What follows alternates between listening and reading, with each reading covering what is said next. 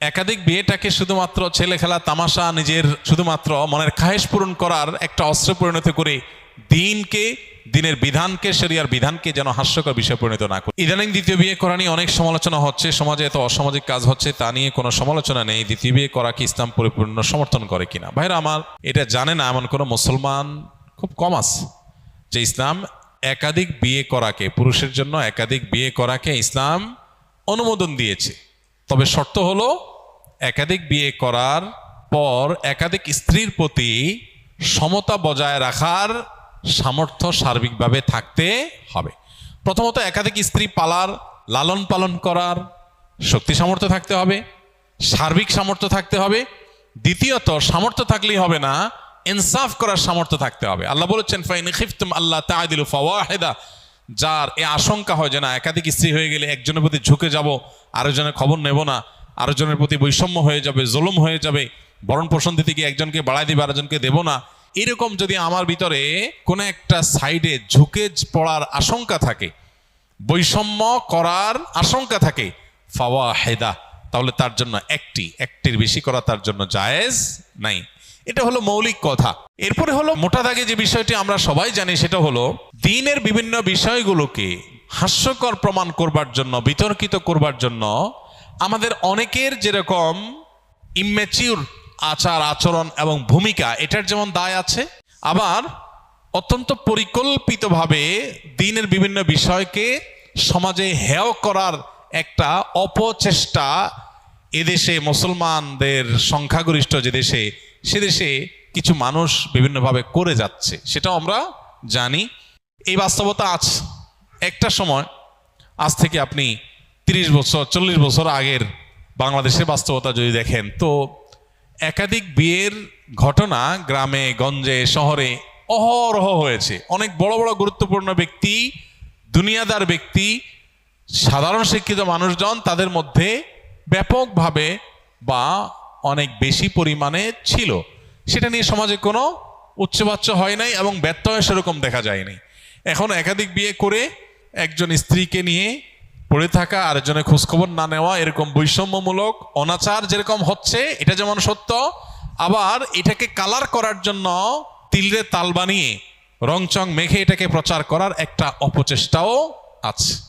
আমাদের সতর্ক থাকতে হবে, আমাদেরকে দায়িত্বশীল আচরণ করতে হবে। অনেক সাধারণ মুসলমান আছেন প্রপাগান্ডার মধ্যে পা দিয়ে ফেলেন, এবং অনেক সময় দেখা যায় আমরা নিজেরা এগুলোর কারণে ভুল সিদ্ধান্তে উপনীত হই। তবে আমি আবারও বলছি, একাধিক বিয়েটাকে শুধুমাত্র ছেলে খেলা তামাশা, নিজের শুধুমাত্র মনের খায়েশ পূরণ করার একটা অস্ত্রে পরিণত করে দিনের বিধানকে, শরিয়ার বিধানকে যেন হাস্যকর বিষয় পরিণত না করি। দেখুন, কোনো ফ্যামিলিতে এরকম বহু ফ্যামিলি আছে, আমি পার্সোনালি চিনি, এরকমও আছে যে স্ত্রী কোনো কারণে স্বামীর সঙ্গ দিতে পারছেন না, সেভাবে সঙ্গ দিতে পারছেন না, শারীরিক অসুস্থতা হতে পারে, কত সমস্যা হয় মানুষের। এখন রাস্তা দুইটা, এক হলো এতদিন যে মানুষটা পরম যত্নে আগলে রেখেছেন, সময় দিয়েছেন, সে মানুষটা এখন নানা কারণে, অসুস্থতার কারণে তিনি অপারগ হয়ে গেছেন। কিন্তু পুরুষ লোকটার তখনও পর্যন্ত তার আল্লাহ রাব্বুল আলামিন সে সার্বিক সক্ষমতা রেখেছেন, তার সে নিড প্রয়োজন আছে। এখন রাস্তা দুইটা, হয় সে আরেক বিয়ে করবে, আর না হলে এই স্ত্রীকে তালাক দিয়ে তারপর বিয়ে করবে। রাস্তা দুইটা, কারণ তার নিজের চরিত্রকে হেফাজত করতে হবে। তার চরিত্রকে হেফাজত না করে যেখানে সেখানে তার চরিত্রকে যে নষ্ট করে বেড়ায়, ধ্বংস করে বেড়ায়, সমাজ ধ্বংস হবে, সে ধ্বংস হবে। এবং সবচেয়ে বড় কথা হলো সাংসারিক জীবনের সুখ থেকে বঞ্চিত হবে। আল্লাহ তাআলা হারামে সে সুখ রাখেন নাই, আল্লাহ হালালের মধ্যে যে সুখ রেখেছেন, এটা থেকে সে বঞ্চিত হবে। তো এক্ষেত্রে প্রথম স্ত্রী দেখা যায় স্বপ্রণোদিত হয়ে চান যে স্বামীর এই ক্রাইসিসটাতে এটা যেন দূর হয়, তার জন্য কোনো পজিটিভ উদ্যোগ নেই, স্ত্রী চান। তো এরকম আরো বহু অপশন আছে যে অপশনগুলোতে একাধিক বিয়ে করার দরকার হয়। আল্লাহ রাব্বুল আলামিন যা বিধান হিসাবে দিয়েছেন তা আমাদের জন্য কল্যাণকর, আমাদের বুঝে আসুক চাই না আসুক। অতএব এইটার ব্যাপারে যদি কারোর মধ্যে বীতশ্রদ্ধ ভাব আসে, তাহলে সেটা ঈমান হরণকারী বিষয়েও পরিণত হতে পারে, সেটি আমাদের মাথায় রাখতে হবে। কিন্তু সেই সাথে মনে রাখতে হবে, এটাকে ছেলে খেলায় পরিণত করা, হাস্যকর জিনিসে পরিণত করার মতো ভূমিকা যারা অবতীর্ণ হন, তাদের আল্লাহর কাঠগড়ার আসামি হতে পারে। সাবধান থাকা উচিত। যখন দ্বীনের বিভিন্ন বিষয়কে হেয় করার অপচেষ্টা চলছে, তখন আমি হেয়কারীদের হাতে কোনো অস্ত্র তুলে দিচ্ছি কিনা, আমার দায়িত্ব জ্ঞানহীন কোনো মন্তব্য বা কাজ দিনকে হাসির পাত্রে পরিণত করছে কিনা, অনেক বড় ব্যাপার, অনেক বড় দায়িত্বশীলতার ব্যাপার। এমনি বেশি আমল করতে পারি না, এর মধ্যে আবার যদি আমার কোনো দায় চেপে আসে যে আল্লাহর দিনকে, দিনের কোনো বিধানকে হাস্যকর করার ক্ষেত্রে আমার কোনো ভূমিকা সেখানে হয়েছে, তো সেটা কত বড় দায়ের ব্যাপার। আল্লাহ আমাদেরকে দায়িত্বশীল আচরণ এবং ভূমিকা রাখার তৌফিক দান করুন। কি কি আমল করলে আল্লাহর খুব নিকটে যাওয়া যাবে, কোন আমল করলে আল্লাহ খুব খুশি হবেন?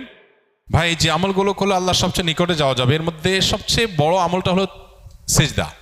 নবী আলাইহিস সালাম বলেছেন, আকরাবু মা ইয়াকুনুল আবদু মির রাব্বিহি ওয়া সাজিদ, বান্দা আল্লাহর সবচেয়ে নিকটে যেতে পারে সিজদারত অবস্থায়। এই জন্য সিজদার আমলটা আমাদের বেশি থেকে বেশি করা উচিত। সিজদার মাধ্যমে আল্লাহর সবচেয়ে কাছাকাছি যাওয়া যাবে। আপনি যদি চান আল্লাহর খুব কাছে গিয়ে কিছু বলতে, তাহলে সিজদা দিয়ে আল্লাহর কাছে দোয়া করেন, বেশি করে নফল নামাজে। এটা হলো আল্লাহর সবচেয়ে কাছে যাওয়ার সবচেয়ে বড় মাধ্যম। আর কোন আমল করলে আল্লাহ খুব বেশি খুশি হন বা সবচেয়ে বেশি খুশি হন, এটা আসলে আপেক্ষিক। নবী করিম সাল্লাল্লাহু আলাইহি সাল্লামকে একই প্রশ্ন করা হলে তিনি কাউকে বলেছেন আউয়াল ওয়াক্তে নামাজ পড়া, কাউকে বলেছেন যে আমল নিয়মিত করা হয় সেটা সবচেয়ে আল্লাহর প্রিয় আমল। তো এটা আপেক্ষিক। কারোর যদি কোনো আমলের অভাব থাকে, ত্রুটি থাকে, তার ওই ত্রুটিটা পূরণ করাটাই আল্লাহর কাছে প্রিয়। কারণ নামাজটা মাশাআল্লাহ শুরু ওয়াক্তে পড়েন উনি, কিন্তু আমলের কোনো কন্টিনিউশন নাই, তাহলে সে ব্যক্তি কন্টিনিউয়াসলি কোনো আমল করবে, এটা তার কাছে তার জন্য বেশি গুরুত্বপূর্ণ। আল্লাহ এতে বেশি খুশি হবেন। কারোর হয়তো মাশাআল্লাহ নামাজ ভালো আছে, এটা ভালো আছে, কিন্তু সালাম দেওয়ার অভ্যাস নাই, তো সেই সালামের অভ্যাসটা বেশি করবে।